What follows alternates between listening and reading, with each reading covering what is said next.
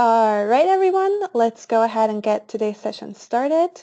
Hi, my name is Ari. I'm the EMEA Marketing Coordinator here at eFolder, based in rainy Berlin, Germany, and I'll be your host for today's session.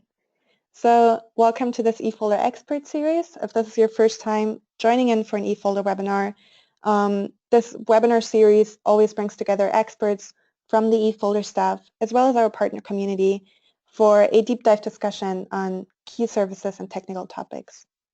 And as you know, today's presentation is all about marketing on a budget and how MSPs can adopt a couple best practice steps. And for the webinar, we are being joined by a Belgian partner of ours, Tim Coleman. So hi, Tim, and thank you so much for being here today. Hi, everybody. Hello. So before we go through the agenda, I would like to just cover a few housekeeping items. Today's session is being recorded, and the recorded version of the webinar will be made available on eFolder's YouTube channel. But everyone who registered for today's session will also receive both a recording and a copy of the slide deck via email after. So watch out for that email later today. We've put all participants in listen-only mode, which means you can enjoy the audio portion of today's session either by streaming it on your computer or by dialing in over the phone. And of course, questions are strongly encouraged. Do not hold back. We have planned a special Q&A section at the end of today's discussion, but you may submit questions through your Q&A log on the right as we go along, and then we'll try to address them on the fly. So today's session follows a logical flow. First of all, we will discuss today's biggest marketing challenges that many MSPs may encounter in their day-to-day routines, and why it is still necessary to actually build a marketing plan anyways. And then we will dive into a partner chat and discuss some real-life application cases, as well as answer any questions you may have.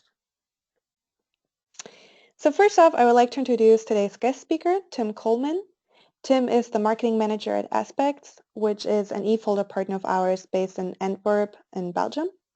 Tim brings over 8 years of experience doing marketing for SMB companies and has developed deep knowledge of really everything from digital to content marketing, as well as marketing automation and brand management.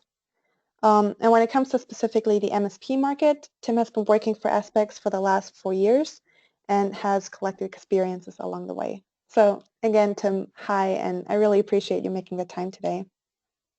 Okay, no problem. Glad to be here. Yeah, maybe you could start off and just talk a little bit about your company so that the audience gets an idea of who you guys are and what kind of services you provide. So Aspex was started out in 2002.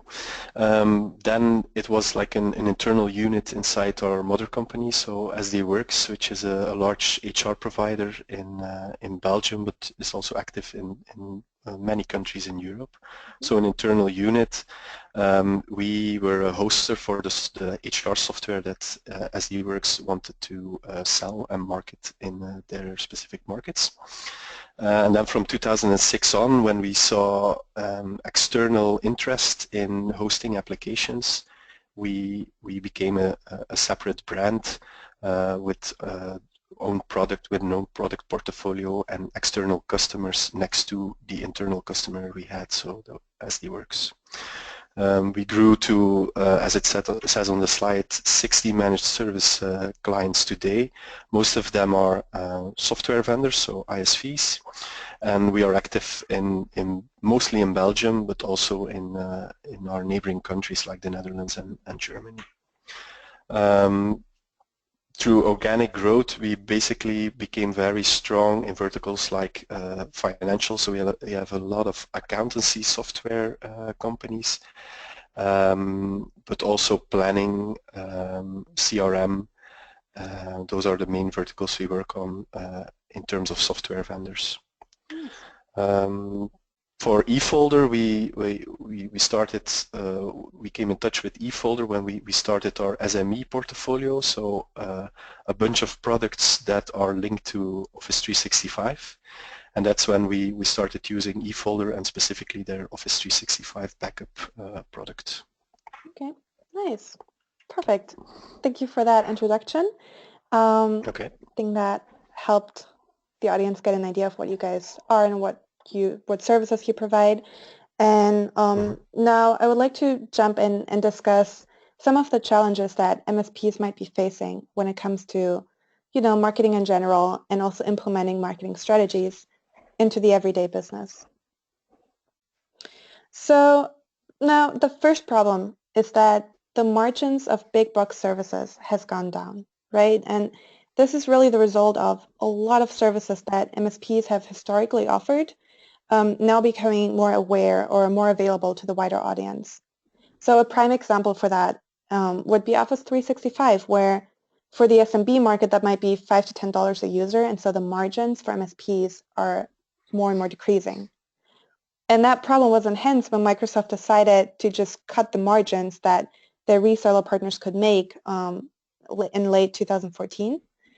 And as that trend progresses with other vendors and other bigger companies, it presents a big marketing challenge for MSPs because really a lot of companies now have to try and figure out how to combat those margin cuts.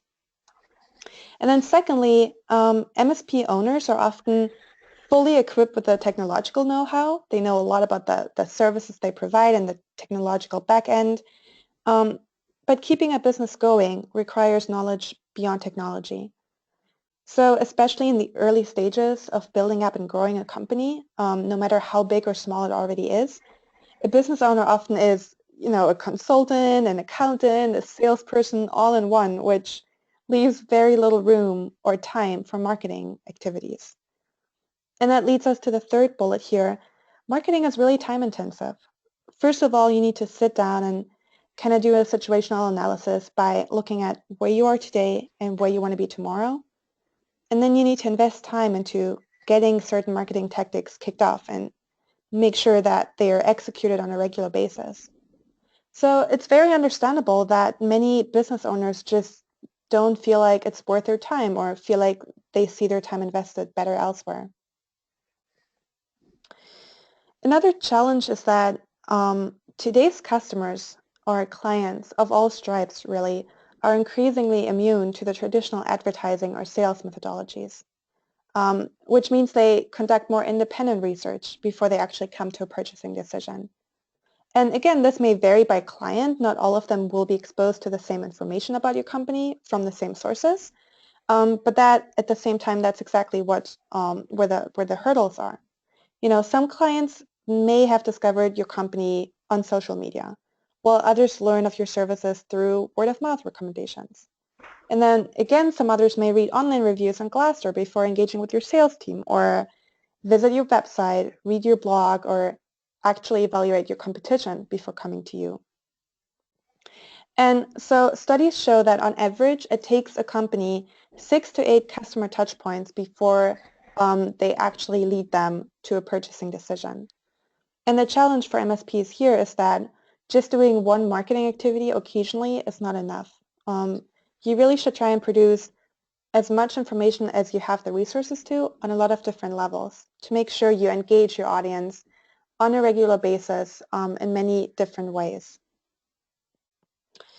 So, that doesn't sound easy. And then the question really becomes, why invest time into marketing anyways? And I think the answer is that marketing is really all about scaling and growing your business while also ensuring that you are reaching the right kinds of prospects and partners. So a lot of businesses today, when you ask them how they get new clients or how they grow their business, a lot of them will reply, oh, we do referrals or we depend on word of mouth. And that's something we see with a lot of our partners, both in Europe and the US, on a regular basis. And fair enough, for many partners it works great, and that's exactly the path they should be following. But the reality is that there are only so many referrals you can get, and it's not a very scalable strategy to depend on just referrals for your future long-term growth. And then on the other hand, marketing sets you apart. It enables you to really communicate your value to prospects and clients and helps you be different in a really crowded market. So as you probably know, the MSP market is heating up these days. So being able to differentiate your products and services and really appear to be tailored is something that is really important to your business. Because lastly, if you are able to differentiate yourself in the services you offer, you're also able to charge higher margins. And that's because you show perceived value and add just more legitimacy to your business. So for these reasons, we always advise our partners to do marketing to at least a certain degree and to invest that time for all these long-term benefits. Because what I want to add is that clients want to partner with MSPs who not only are professional, but also appear professional. Because it really doesn't do you any good if you are twice as smart as your competitor or 5 times as capable as them if your clients don't perceive you as such. So when prospects shop around for MSP services and are deciding between two providers, for example, they're most likely going to choose the one that they believe to be able to have or add more value. And marketing can really go a long way in how you're being perceived in this situation. It can really help you make clients feel like they're receiving tailored services um, and have services products delivered in the highest quality. Tim, would you have to add anything or maybe briefly explain why you guys started doing marketing or invest more time into marketing? The sole reason was, and as it's stated on the slide as well, so it was the basis for our growth strategy beyond referrals. So we got a lot of referrals in the beginning, but that started slowing down. So the focus for marketing was really lead generation. So generating qualitative leads to hand over to sales, which they could use to really book results in the market. That's the main focus for marketing inside our company. And we built that focus for lead generation. You need a brand. With that brand you can build a certain perception in the market. As you said, you can be the best, but clients and prospects need to perceive you as being the best. So that was really key. And also, as you said, in many companies there's a lot of work to do, and marketing slips away on the priority list. We are a small company. We try to look for tactics and systems that are scalable, so that we can book great results with the minimum amount of effort. Right. And that's where digital really comes into play. You can create a lot of touch points with one prospect with really one-time effort. So that scales really beautifully. Yeah. Nice. Thank you. All right. So kind of hinging onto that and discussing some of the things that marketing can help businesses with is on a very practical way. Marketing, the way it serves your different clients, can help you with your up and your cross-sell among your existing clients. So, for example, if you do add a new product or service to your portfolio, marketing can help you introduce those to your clients. And by creating such a high-level way of communication, you will also be able to create long-term relationships with your clients. And then for new clients or prospects, it really comes down to exposing the existing risks and pains they have, and then being able to effectively communicate how services you provide can eliminate their pain points, which really is key. And being able to market these services in an enticing and convincing manner can really help you get your foot into the door with these prospects.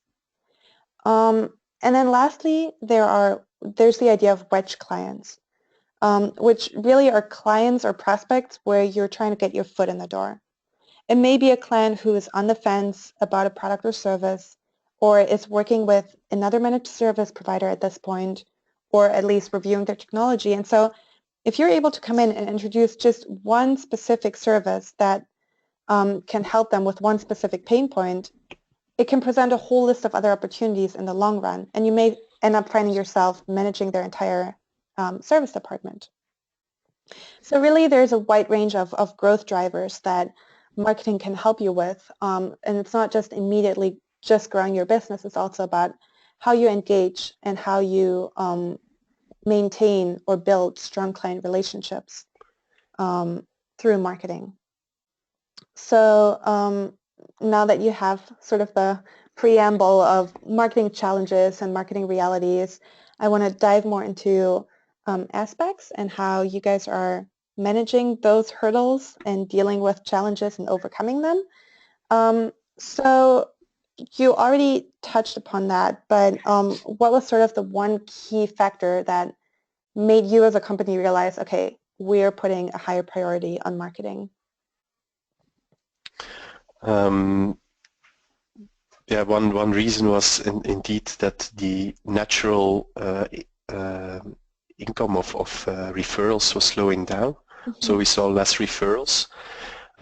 We really based our initial growth purely on referrals from existing customers and from customers of SD-Works.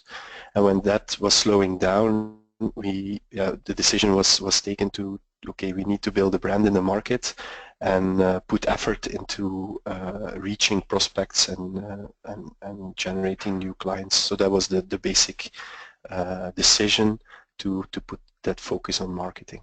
Right. And then a marketing budget was allocated, and I was hired as the marketing manager. So I'm a team of one, and I manage the branding and the communication, and also part of product development, the marketing side of product development, everything that goes into identifying the needs in the market and translating that to solutions and products.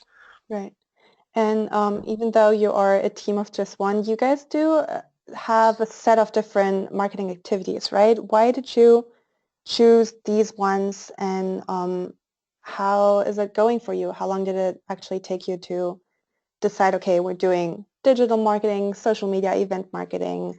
How did you start engaging with that? So the main reason why we are looking for big efficiencies is that I operate on a small budget. We also benchmark that against other companies, and it's really a sharp budget.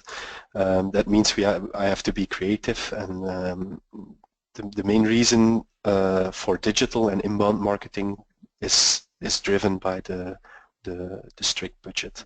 So in the beginning we were working with a PR firm, but that was like half the budget on a yearly basis, and we didn't see a lot of results there because the loop is the chain towards the customer is very long, because you go through a publication, a prospect may read the article and then has to react on reading your name.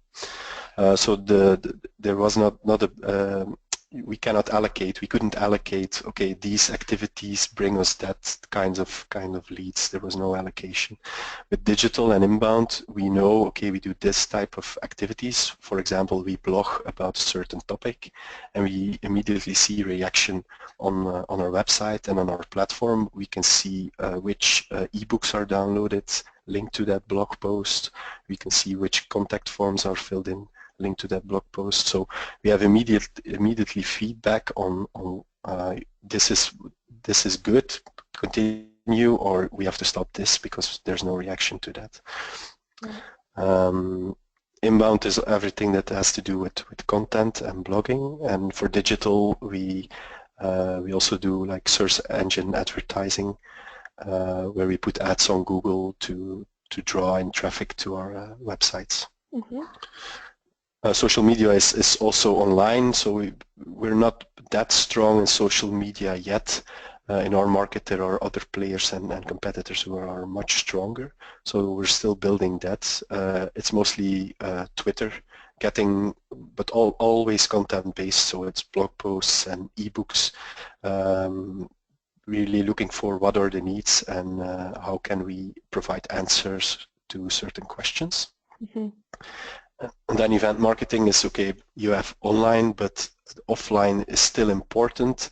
So if you want to really meet people and interact face-to-face, we organize events.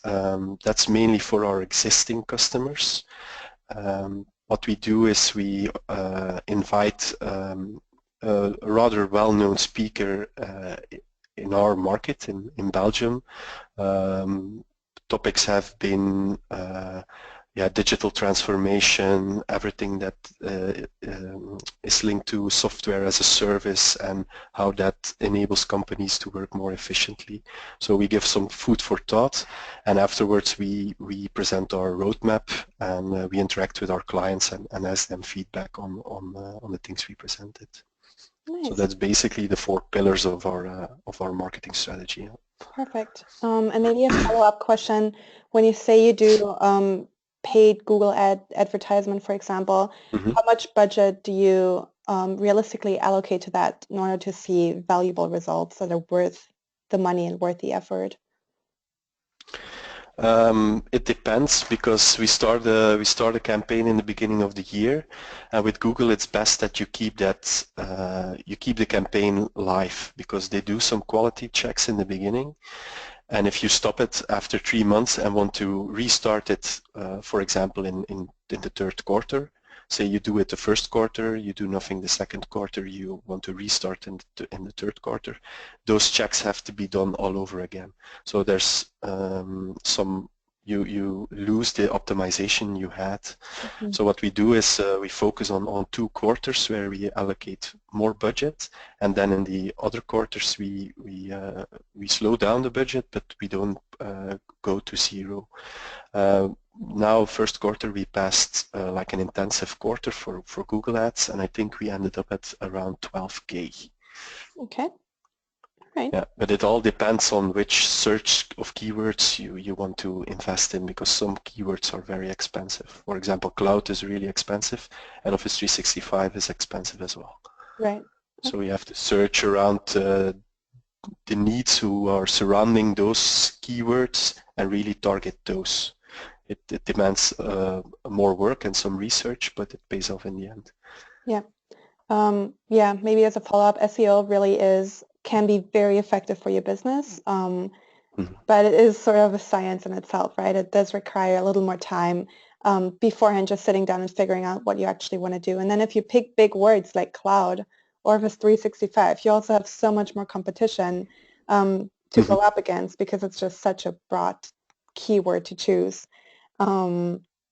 But yeah, that's great. That's a good overview of your activities. And then I know one of the big things you started doing was revamping the website, right? So right now this is the old interface of how the website used to look, and then this is the new one. Why did you decide to revamp the website, and what was the process? How long did it take you guys? So we decided to, when we started working towards or selected the target audience SMEs next to ISVs, we decided, okay, we're going to do a rebranding, and that's always a good time to take your website, to incorporate the website in that exercise as well. Now I think we started the rebranding in January last year. We decided on everything that is visual, so the colors and the logo and the style guides, end of March. And I think we went live with the new website first week of September. So it took us 6 months. Thing is that a lot of our end customers, so the customers of our customers, they get access to their software through our website. So our website is a bit more complex than a regular website. So I would say you have to take into account at least 4 to 5 months if you want to do a good exercise on revamping your website, because it also you have to check the copy. It has to be SEO optimized. So I think there's a lot of strategic work and a lot of conceptual work in the beginning, and the actual production of the website takes less time if you have a good website partner. Right. Did you work with a local company for that, or a bigger support? Yeah, we worked with EMEA. That's I think it's an international firm. We have a local presence here. It's one of the biggest agencies, web agencies here in Belgium. They are quite expensive, but they they excel in like project management, which for me is a big help because I'm alone, and those guys really support me. I sleep well at night because those guys have everything in hand. Nice. You can go cheaper, but you have to be more hands-on and you have to check more things yourself. That's a bit of the balance you have to take into account. Right. Okay. Nice. And then you also provide collateral pieces that you design and white label. What kinds of collateral do you provide and what do you do with it? So it's mainly we did this because we wanted to increase the conversion of our website. So you have a contact form, but our philosophy is okay. People fill in the contact form when they are really ready to buy, but there are phases before the buying phase, and these what you see on screen now are pages from a product sheet. Which are ideal in the phase right before the buying phase, where a prospect wants to take in all the information, or maybe he has to coordinate with a manager on what the prices are and what the specifics are of the product. And so people can download this from our website. They have to give some information in return, so the currency is their name and their email. And then you get to download these PDFs.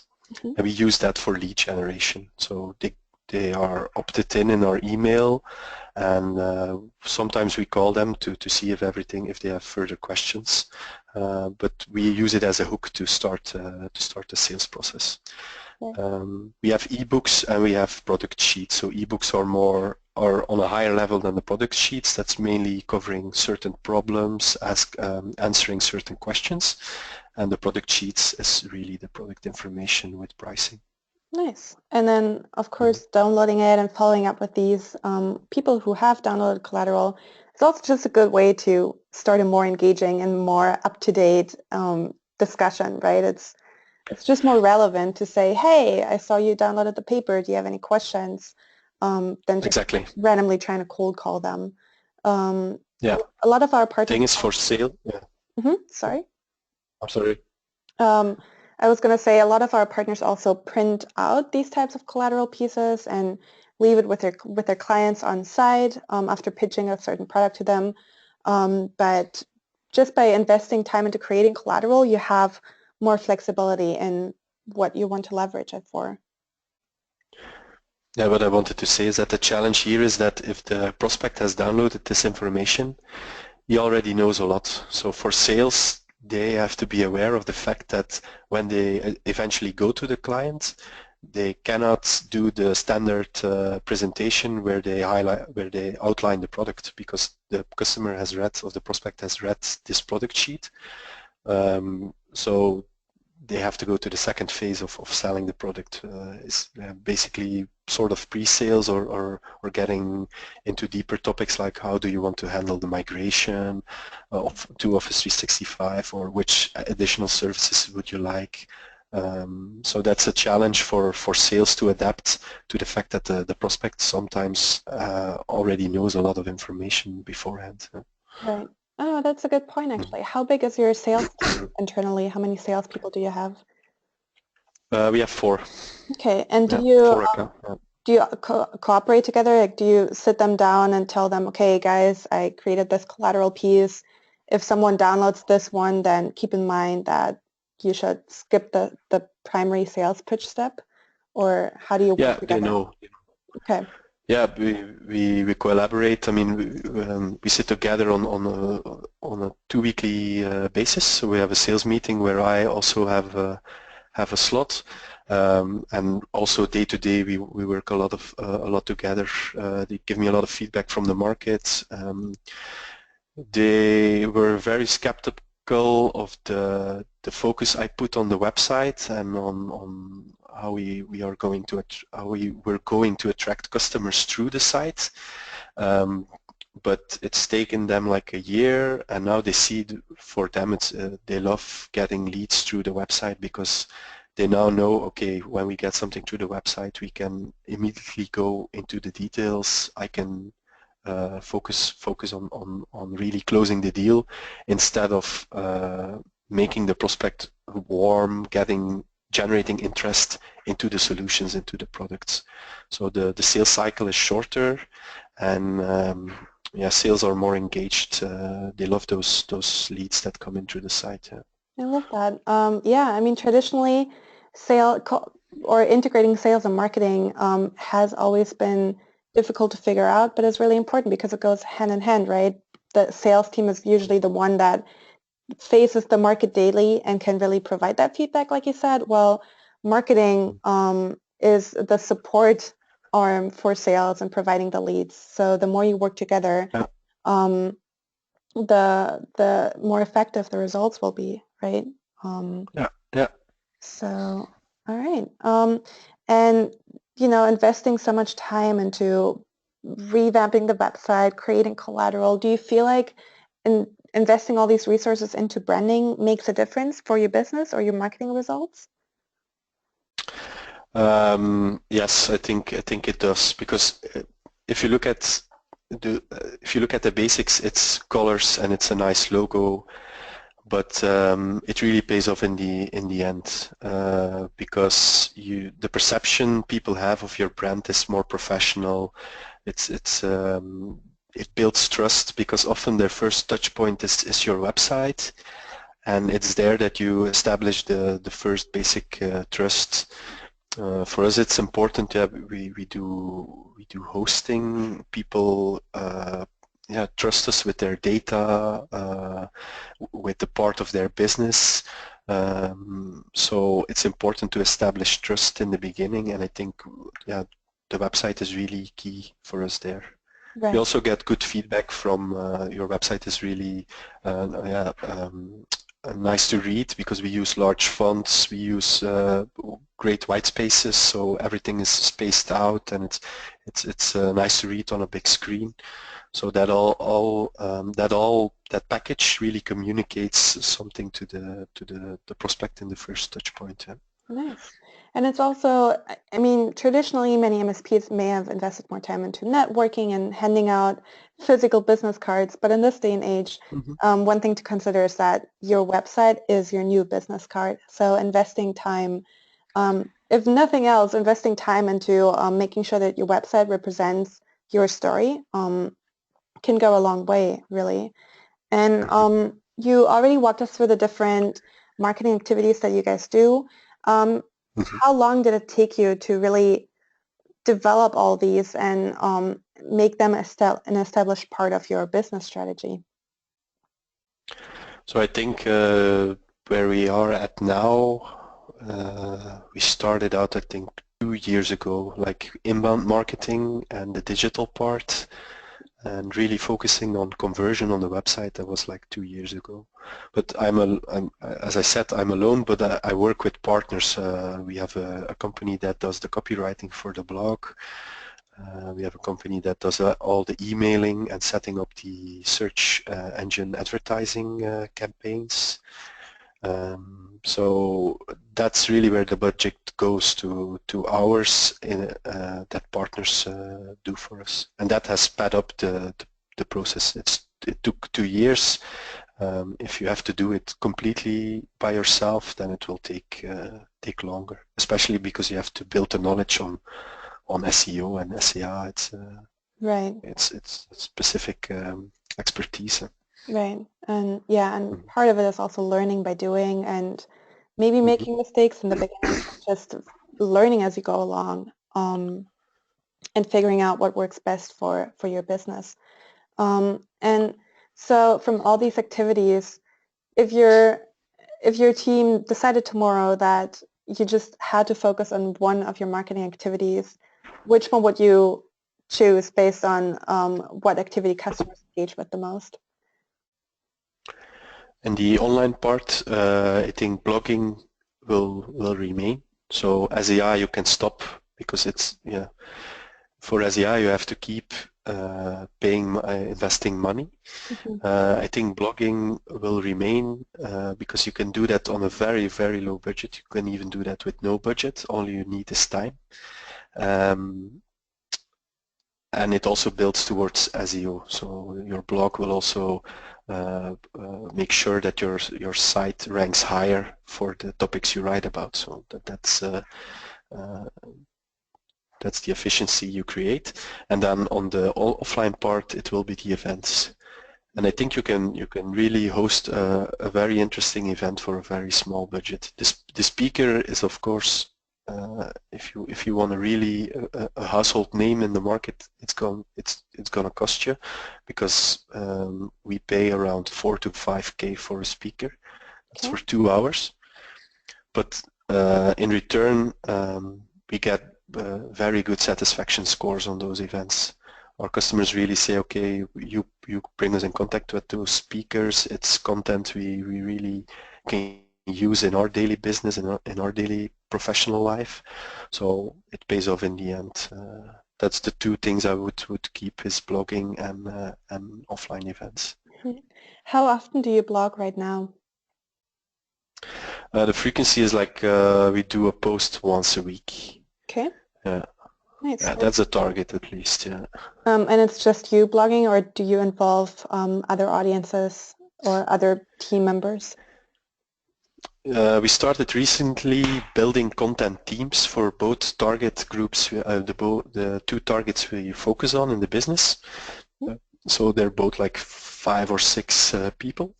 Okay. So that should help me into really gathering ideas and increasing the frequency of posting blogs. Right.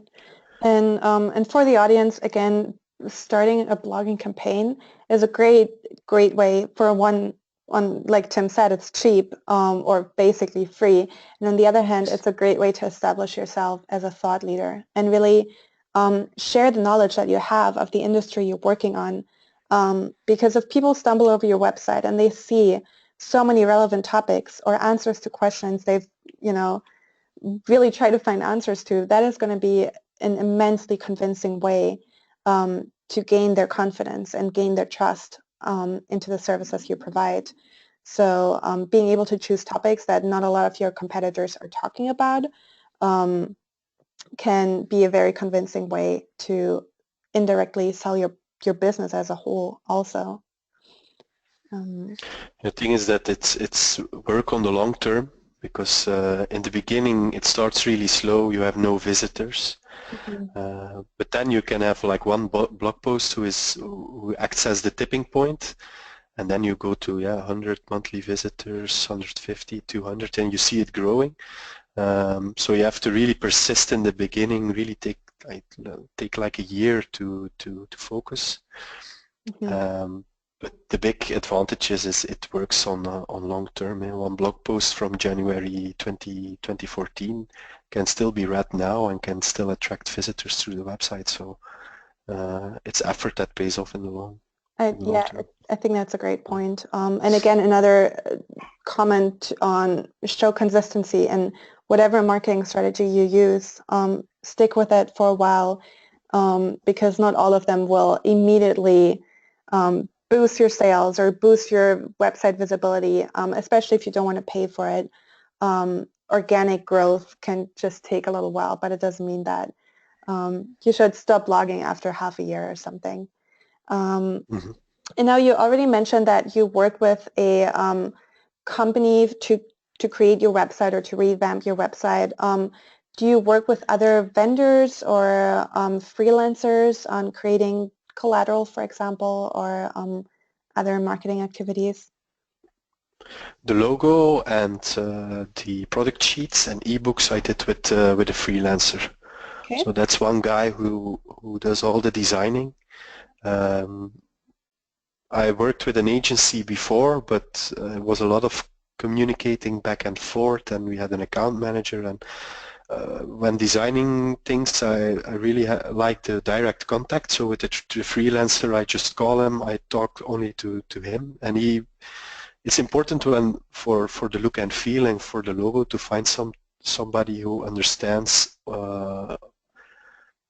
what you really want. It's like designing a house or like finding the right architect for your house or for the interior of your house. You have to find somebody who understands what you like and what kind of look and feel you're looking for. And with the freelancer, we had a good rapport, and he felt where we were going, and that saves a lot of time, because the first proposals he did, the first designs he did, it was all already like 80% in the right direction.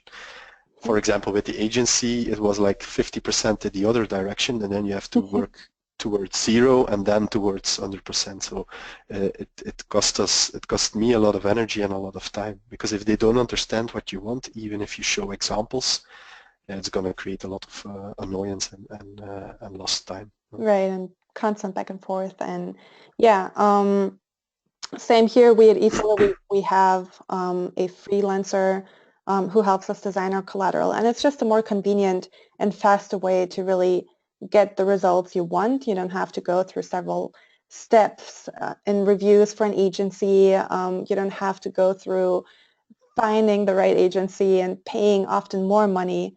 And good news, freelancers exist in every city, in every region. So it's just an easier way to get the job done, basically. Also for smaller projects. So if you want to just try and start off designing collateral, going with a one-person shop can often be just more effective for what you're trying to do. Now, we already touched upon this a little bit, the topic of budget constraints. Do you feel very limited in your marketing activities by working with a small budget, or do you feel like you still get a very effective campaign off the ground? I don't feel limited. It's nice to have more money because you can do bigger things. But I think a budget constraint, it provides the necessity to focus. It provides a necessity to be creative, and you can do great things with a small budget nowadays. For example, everything in digital, often you can try out things. Time is always an investment you have to make, but we tested a lot of things by just using trials and stuff like that. So, and as I said, blogging, if you have the ideas and you got somebody in the company who's a bit of a great writer or a good writer for the web, you can start blogging. So yeah. Also with visuals, you can find a lot of great stock photos on free websites to really enhance your blogs visually. So it all comes down to time and then creativity, I think. Yeah, I like that. And then do you guys leverage any vendor relationships to help you with your marketing? We do that with Microsoft. We have a good relationship with Microsoft locally, so that's Microsoft Belgium and Luxembourg. And I must say, in the from last year on, they start allocating very nice budgets for service providers. So we're a CSP partner, and the budgets allocated there are really helpful to do campaigns. And the restrictions are minimal. So there are some rules to adhere to, but it's basically a big win if you can use those kind of incentives. Right. Yeah, I agree. So no matter what vendors you're partnering with, it's definitely worth to ask and just to reach out and see if they have collateral they can send you, or if they have, dedicated marketing people that can consult you on your objectives for marketing strategies. Because at the end of the day, your vendors want you to succeed, and supporting your marketing efforts is one major way to get there. So definitely reach out and just try to find out who can support you in getting things off the ground. So when you start launching a new campaign, for example, if you want to introduce a new product, or you decide you want to add another social media platform, what process do you follow to get your marketing work done?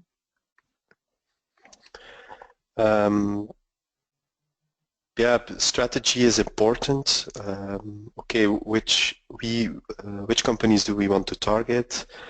What is the messaging?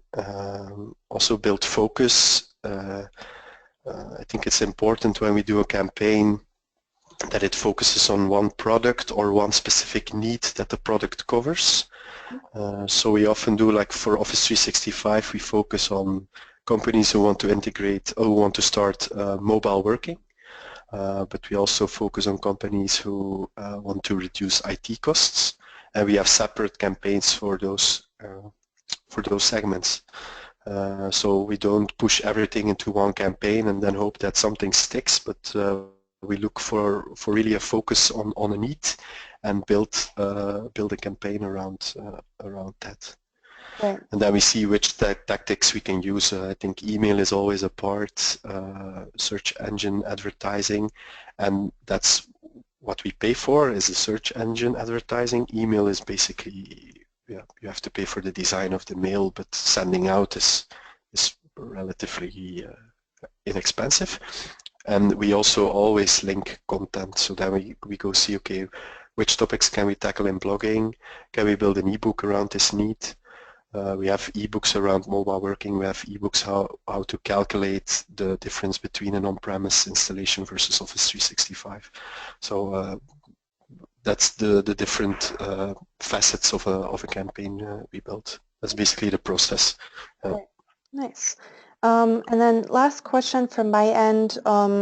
So for anyone on the line who really does know marketing at this point but wants to get started or is getting inspired, what are some advice points that you can give to other MSPs? What are some lessons you learned along the way of getting a marketing campaign for an MSP business off the ground? Okay, I think the company's strategy is always important. That's the basis for the marketing. I think a marketeer cannot start doing great stuff, great things, if there's no clear strategy in the company.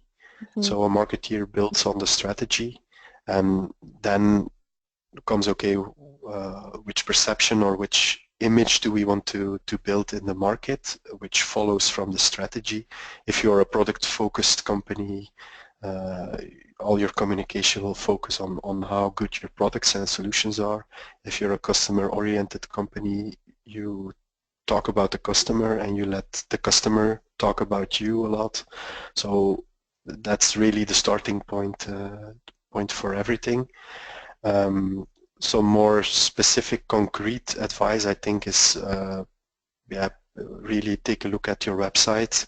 An investment is often needed, but if it can really pay off, and it's something that works for you day and night. It's a sales guy that's always happy and always on, and it can really help you grow your business even further. Yeah.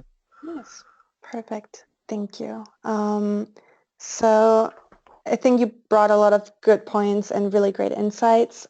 So just to summarize a couple of the things that we just talked about and some of the key takeaways here is to summarize, marketing is important, right? There are different forms that marketing can take, whether you have a budget or you don't. And there are undoubtedly hurdles that business owners need to master, but the most important part is make time, even if you don't want to dedicate financial resources to your marketing strategy.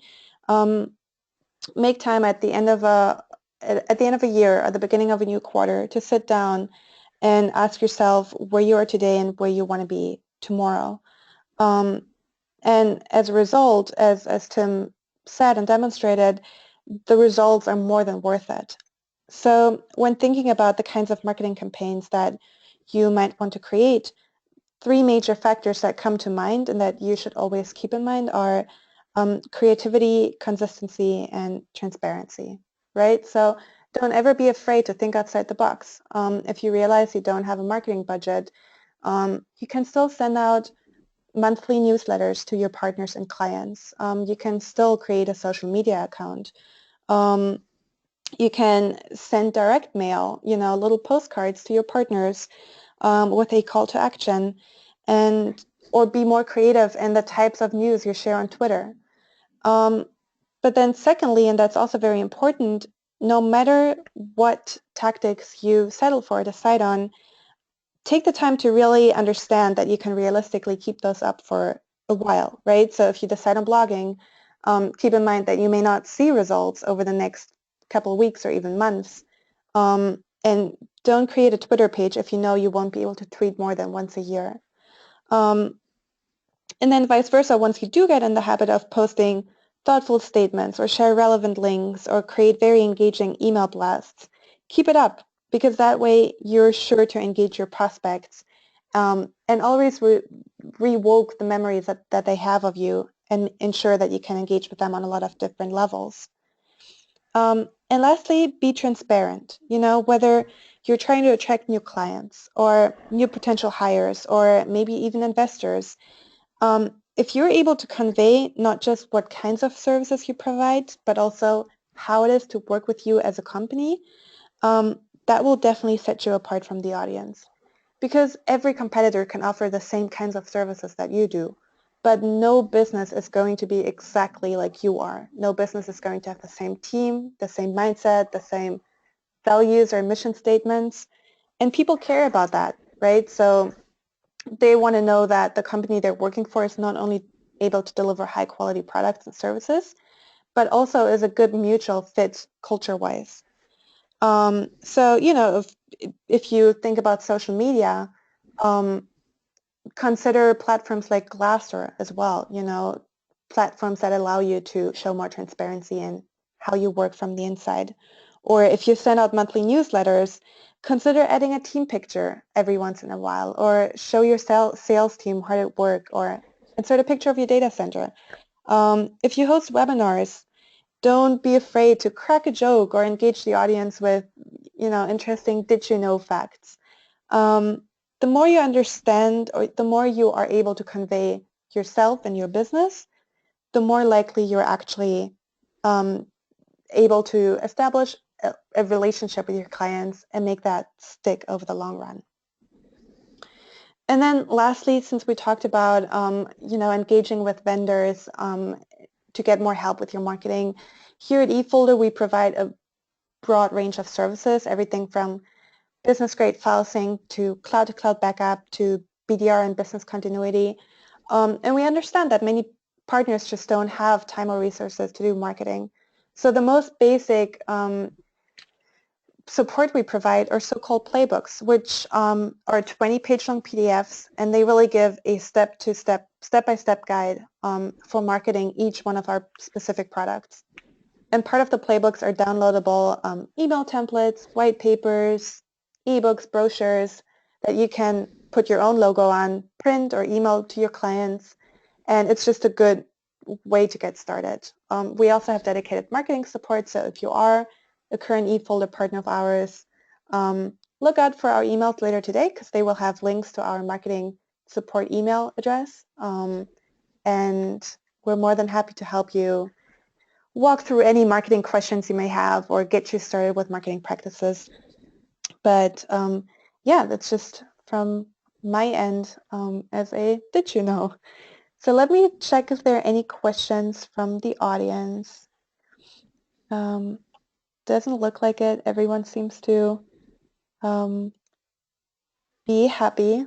So yeah, so that concludes our webinar.